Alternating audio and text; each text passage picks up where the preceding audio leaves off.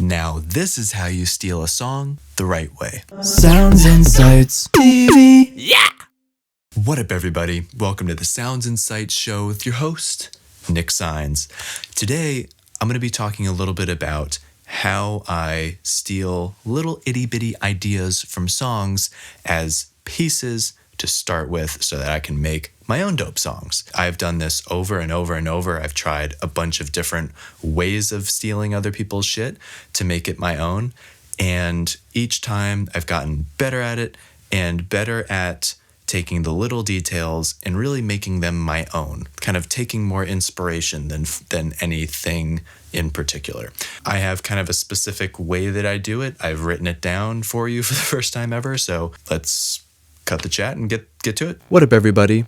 So today I want to go through a little template that I use to recreate the awesome parts of my favorite songs so that I can use them to make my own songs and to kind of get inspired. And usually by the end, honestly, you can't even tell that this was the song that it came from, even knowing that this is the song where it came from, because by the end you end up taking an idea and just running with it and changing it and running with it and mangling it to the point where, you know, it's really, there's almost nothing left of the original. And if there is, you know, it's kind of like, hey, it's a little bit of an homage. But anyway, so let's get to it.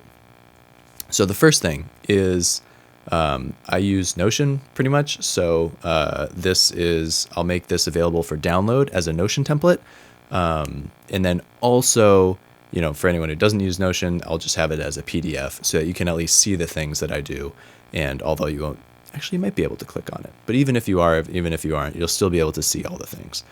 So the first thing that I have is basically just a space for the song link, because honestly, a lot of the times that I get inspiration is when I'm listening to music, but not in the studio.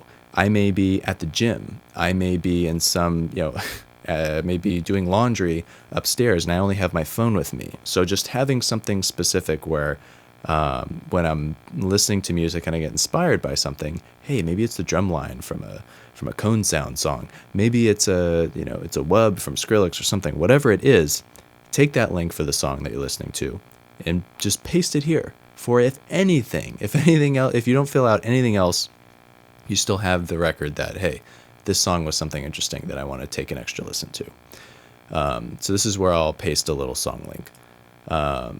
So the second thing is specifically, you know, if you're not literally in the middle of a run and you come up with this idea, you know, if you're someplace where you have just another few seconds to eke out some detail, this is the best place to put it. What actually inspired you about the song? Was it the sharpness of the vocal? Was it the punchiness? Was it the way that the chorus just came to life because it did this weird thing that would be interesting to try? Literally write it down. As stupid as it sounds, I've literally written down things like, make the wub wub wub more chub chub chub chub. So these are only notes for you. So make it as detailed and as specific as you need to make it for you to actually remember what it is. So the next section is notes. Now this is where the actual kind of like free ideas go. If you have even a little bit more time after you've penciled in some details around what you specifically wanted to replicate and try and take from the song, these are things like little lyric ideas, and sometimes they just come all at once. Sometimes you might be like wub wub wub, but then while you're in that rhythm, you're like da da da. You might be like da da da. Baby, I don't want you to go da da. You start kind of freestyling a little bit and making it something unique and interesting. And those things should be put in here too. So this is kind of like the initial setup for inspiration. So the next section I have here is just useful links. These are just kind of I mostly use the thesaurus. What I'll basically do is I'll take my notes and, hey, let's say I think of an idea and one of the words is like melancholy. I'll literally just go into the thesaurus and I will search other words. And then I'll take some of those other words and I'll thesaurus search them too, so that by the time I'm done, you almost have like kind of this word cloud of vibes, of words, of key things that you can kind of hook onto when you're trying to kind of put glue in between the main ideas. And this is something that really, really helps. And sometimes you end up with ideas that are totally unrelated. You might go in a direction that you hadn't even thought because you started doing a little rabbit hole of the thesaurus, which is one of my favorite things to do. The second link I have here is ChatGPT, and honestly, it hasn't really become a real part of my workflow yet. But one of the things that I've tried to use it for, and I think it would be helpful if I just stick with it, is just telling ChatGPT, maybe based on your word cloud, be like, hey, come up with a paragraph using these words, or tell a story using these words. Or if you know what the story is, like, hey, maybe my melancholy from earlier turned into, I'm feeling melancholy because I didn't, win the basketball championship. Then you can tell ChatGPT, hey, write a one-page essay about, that is very melancholy about not winning the basketball championship. I hesitate to tell it to write a song because it just doesn't do it very well. If it was a awesome songwriter, I would probably just lean on it for that, and then I would take little ideas and I'd make an even better, clearer picture. But honestly, I've tried write a song on ChatGPT before, and it isn't that good. But what is good is its ability to add ideas that you wouldn't have originally thought of. So tell it to write a paragraph, tell it to write a story, and it might come up with some little things here or there that you can latch onto. So that's the basic kind of inspiration capture is kind of what I'd like to call it. So the next is literally just kind of an actual step-by-step list of how do you take that inspiration, how do you take that kind of lightning in a bottle and actually translate it to a new song. So there's kind of the setup section. So the first is find and download the MP3 of the song and import it into Ableton or your DAW. This has a little bit of nuance to it because you can just translate it all by ear from Spotify, but I personally find it helpful to be able to loop through the actual parts and separate it out. So what I will do is I'll literally go on Amazon, because as far as I know, Amazon has kind of the bigger library, but also you can download the actual MP3 file. You have to pay for it, which I think is awesome, because if I'm getting inspiration from another artist and their work is influencing mine in that way, the least I could fucking do is give them the $1.29 for their song. I think it's in support of the artist, it's in support of your art, your learning. I honestly think it's a win-win, and it just totally makes sense to me. So buy the song, support the artist, buy the whole fucking album if you can. If you have the means, support the artists that are really actually in this moment giving you ideas and inspiration. So after that, the next part is finding the key and the BPM of the song. This is something that, as a past piano player, comes relatively easily to me, but other producers, or it may take a little bit of practice, and that's honestly something that is helpful. If you can immediately take your inspiration and kind of break it down into the parts that you need to be able to either replicate it or at least just understand it in terms of what does the key look like, what does the general tempo of the song look like. Those are helpful skills. So here I kind of have, this is just my own preference, so that when I look at a song, in my hundreds of songs, I know what's what. I know about, hey, this is 150. I probably did this or that with it. I probably did it, maybe like a faster dubstep type rhythm or something like that. I know the key so that I can instantly, if I were to plug in auto-tune, or if I were to start playing on the keys, I would know that, hey, that's the key. And then this, the title is just kind of like, just helps me remember what it even was in the first place. So the next part of the setup is recreating the chords and the drums by hand. And for me, this is a note to me, but it's also a note to you, even if it's hard or embarrassing. I've been on live streams where I've tried to figure out the key of a song, or I've tried to get the drums, but it's like really, it's a hard rhythm to grasp and I've fucked it up. That's okay, honestly. Like, it is worth the torture to be able to practice and get better at recognizing chords, recognizing chord progressions, being able to pick out drum patterns. Once you have practiced replicating these, you can really start seeing them and hearing them in songs. And then you can be like, oh, that's interesting. I've done that before, but they did it somehow. They did it a little differently. Maybe I'll try that. So it all builds on itself. But my recommendation is to try and do the chords and the drums by hand. So that's literally, so for chords, literally just if you have a MIDI keyboard, can't see it right here, or if you just, are typing in the note, boop, boop, boop, boop, boop, manually, then whatever it is that you need to do to create the chords, just do that.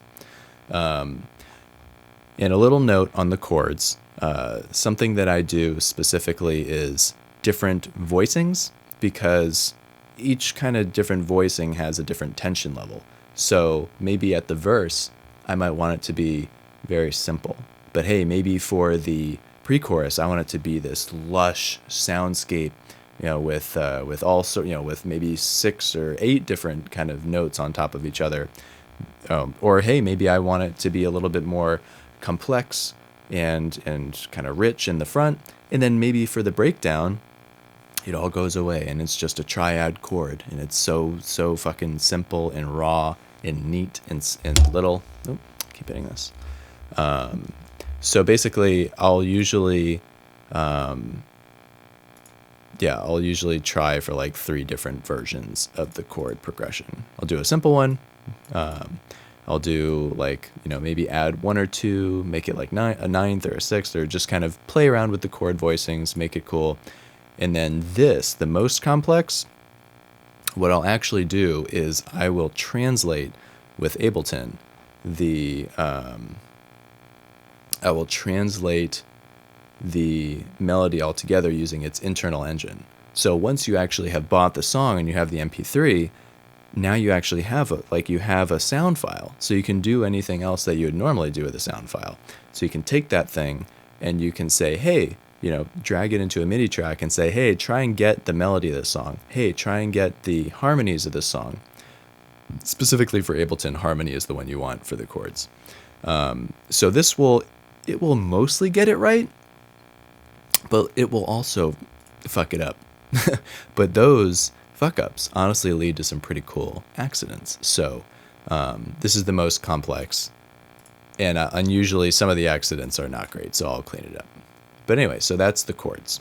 And the drums, pretty self-explanatory, just, kick, snare, hats, whatever it is, little drum fills, just try and recreate, even if it's just via samples on Splice. Cool. So the last part of at least just recreating the song is re-singing the vocals.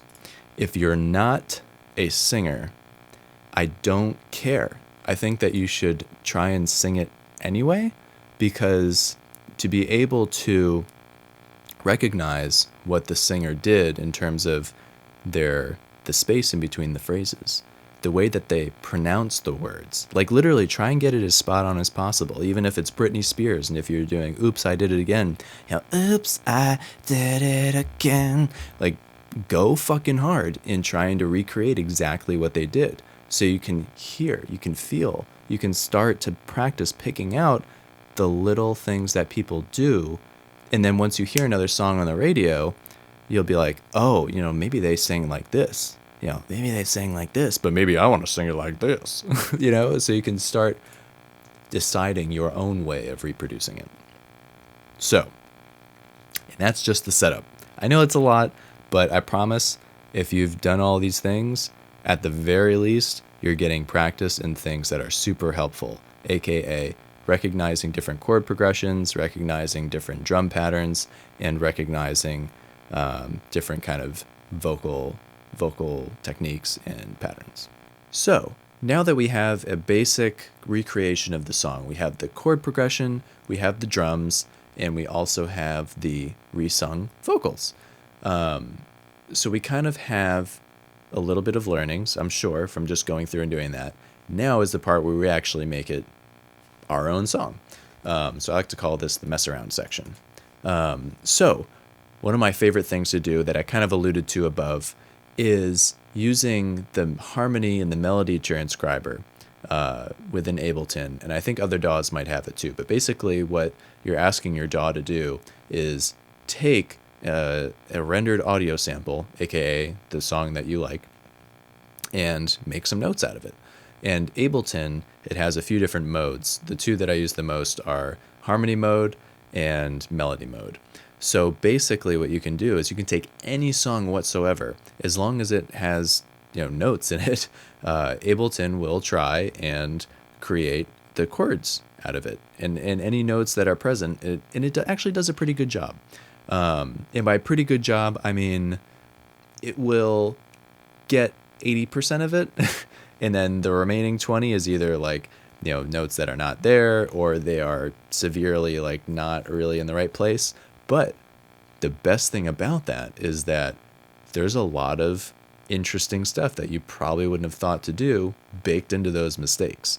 So this is one of my sources of inspiration, where I'll literally just take any song and I'll pop it into I'll take the verse, I'll take the pre-chorus, I'll take the chorus, I'll take a guitar solo, whatever it happens to be. And I'll use Ableton's harmony transcriber. So basically it will go through and create this kind of mess of notes. And even within Ableton now, it has a scale function, so you can actually just kind of easily eliminate all the notes that are actually off. But even then, sometimes you might have a cool kind of dissonance that happens that you might never have guessed to put in the song. So I think it's good to just play it all the way through once it's done transcribing, and just kind of see what you like. Take what you like, leave what you don't. So the next part is basically just a bunch of different ways of taking this thing and making it something else. The first is actually just, so we have kind of the song recreated. We have the vocals sitting on top of an instrumental. Try mixing and matching. Take the vocals off entirely and just, spit whatever happens to come to your mind on top of the new instrumental. And chances are, you're not going to be perfect at recreating the exact instrumentation and even the right, it's going to have a different feel potentially. So, just go with what that instrumental is saying, go with what the vibe is. And if even that can be a challenge, because you're essentially starting from a blank slate. So another way that I kind of, just get into it is whatever the original song, assuming it had words, was actually about, or even if it doesn't, what was the vibe? I'll try and just respond with the opposite of that. So like if this was a song about, appreciation for somebody because they were there for you, write about it from the exact opposite point of view. Like, well, I guess that could be a few different things. It could be appreciation for you not trying to be there for me. It could be, me being pissed because why weren't you there for me? So there are kind of a few different ways that you can go about it, but essentially just take the idea and just flip it to be what you want it to be, flip it to be the opposite. And even if it doesn't necessarily ring true to you as an artist at that moment, like, hey, maybe I feel like everything's great, but the opposite would be me saying everything's not so great. Try it out anyway, honestly, because you might, even from that, there might be little ideas, little rhyme schemes, little things that you can actually take and translate to, hey, what am I actually feeling in the moment? So another one is kind of the opposite of the opposite, where if the song is speaking to somebody, write from the point of view as the recipient. So like, hey, if I'm saying, hey, I appreciate you, or whatever the fuck, be the person who's being appreciated. and just be like, I feel seen by you, that you appreciate me, or whatever, or you know what, I don't care that you appreciate it. Whatever feels the best to you. And essentially the last two are extensions of the other one, where instead of like removing the vocal, hey, you might remove the instrumental, and create, you have kind of a top line now, and just create an entirely new instrumental underneath it.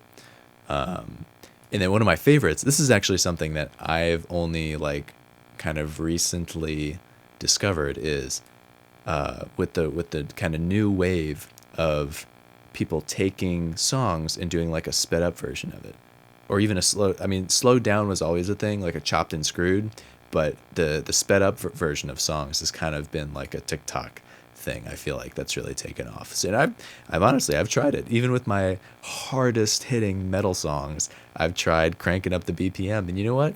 Sometimes it's really fun. It adds a completely different vibe. And one thing that you can try is cranking up the BPM, or just changing the tempo in any way, and then ask yourself like, hey, what's the genre that actually typically suits this BPM? I'll do this a lot for a lot of my songs that I'm releasing now have kind of like this 150, boom, snare type sound. But then when I crank it up a couple semitones, it ends up landing in the 170 to 180. So it's in this kind of like drum and bass sound. So hey, maybe try going on Splice and adding a little bit of drum and bass. Do a high pass filter, and just add some new drums entirely. Boom, remix. And that's basically the whole goal of this section, is just take something that you have, which is their song, but in your own voice, and just expand upon it. And I'm sure there are more ways to expand upon it that I will find, but curious to hear if you have any good ideas as well. Leave it in the comments if you do. So the last part of all of this is, at the end of what we have so far, you should have a song that you've recreated from somebody else. You should have a couple new ideas, or different directions at least, to try for your next song, if it's not a song that you're already psyched about and making right now.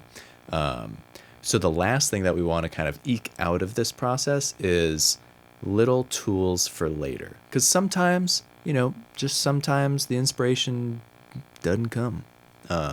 You might try all of this and nothing really seems to stick. But that doesn't mean that it won't stick later. So what I like to do at the end is, no matter what, save all of these MIDI files, save all the chord progressions, save all my vocals, save the melodies, save any new vocal, any new effects change that I might have made, save the drums. If I, kind of processed a kick and made it sound super cool, I'll render that kick out and save it. So essentially, at the end of this whole thing, what do you have? You have, in part one, practicing hearing interesting things in other people's songs. And by practicing hearing, you can hear more. Like when you listen to even just songs that you didn't think you liked on the radio or wherever, you can pick apart things. You're like, oh, that's interesting. I remember hearing that in another song. That's interesting. And you just become more deeply ensconced in the art of music and all the techniques and cool things that people do to make awesome songs. At the end of part two, you've taken that song, you've taken that thing that somebody else made, and you've started finding ways to make it your own. So now you honestly, at the end of this, I usually have a full song. I have kind of a new idea for a drop. I have a pretty good idea of what the verse is, and a lot of the times the rest of it is just me ruining it with my subpar mixing skills, which I'm much a little bit better now at. But and then by the part three, the saving part, hey, even if everything goes to shit, you now have little pieces and tools for you to get some inspiration later. So honestly, this is one of the processes that has allowed me to really, no matter what, if I'm feeling inspired, if I'm feeling like nothing at all, this is a great place to start, and is just a great way to practice all the things that you would want to practice to become better at making music. So hopefully this helps. I'll make this whole thing available for download on my website. And as always, definitely check this out on soundsinsights.com. Subscribe to the channel and rock on. Until next time, thank you so much for tuning in. Catch you later.